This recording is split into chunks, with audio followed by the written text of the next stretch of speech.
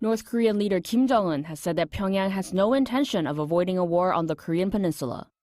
The North state-run Korean Central News Agency reported on Wednesday that Kim defined South Korea as a state most hostile towards the North during his visit to munitions factories earlier this week.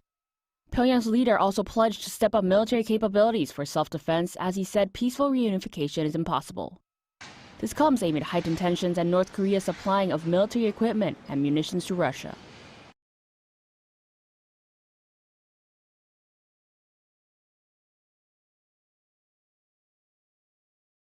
The U.S. Secretary of State Antony Blinken is meeting Palestinian leader Mahmoud Abbas before flying out to Cairo on the last leg of his Middle East visit. These are, I believe, the latest pictures from Ramallah in the occupied West Bank, where the U.S. Secretary of State is expected to discuss not just the situation in Gaza, but also the future of the territory with Abbas, who is the president of the Palestinian Authority.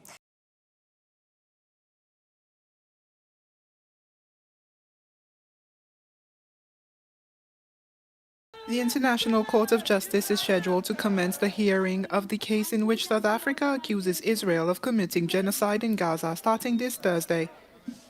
Currently, 5 countries, among which the Organization of Islamic Cooperation, along with Jordan, Turkey and Malaysia, have openly expressed their support for the case, while only Israel and the United States have opposed it. The initial hearing at the International Court of Justice in The Hague will address the genocide case involving South Africa and Israel.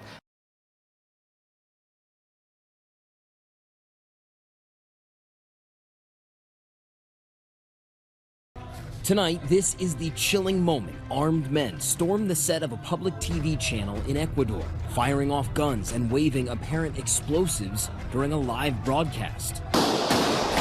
The studio crew taken hostage for at least 15 minutes on air as the country watched. Police later surrounding the station, arresting several suspects. And across Ecuador, fiery blasts rocking multiple cities, this one engulfing a police car.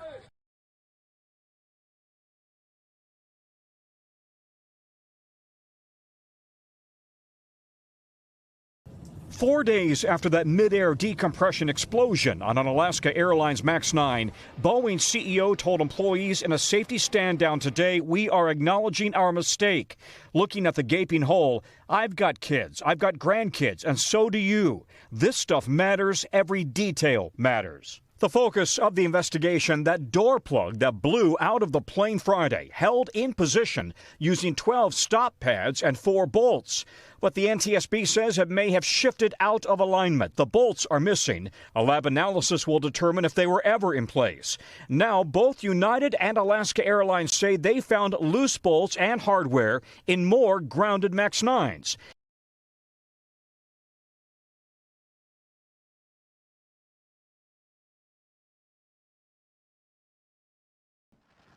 U.S. robotics firm Astrobotic has announced that its Peregrine lunar lander has no chance of a soft landing after a serious fuel leak about 7 hours after its launch. The moon mission was the first of its kind for a private U.S. company. But following its successful launch on Monday from Cape Canaveral, Florida, where the lunar lander successfully separated from the rocket, Astrobotic soon reported a propulsion system malfunction on the lander, which now has no hope left for success. Peregrine was attempting to become the first U.S. spacecraft to land on the moon since Apollo 17 in 1972.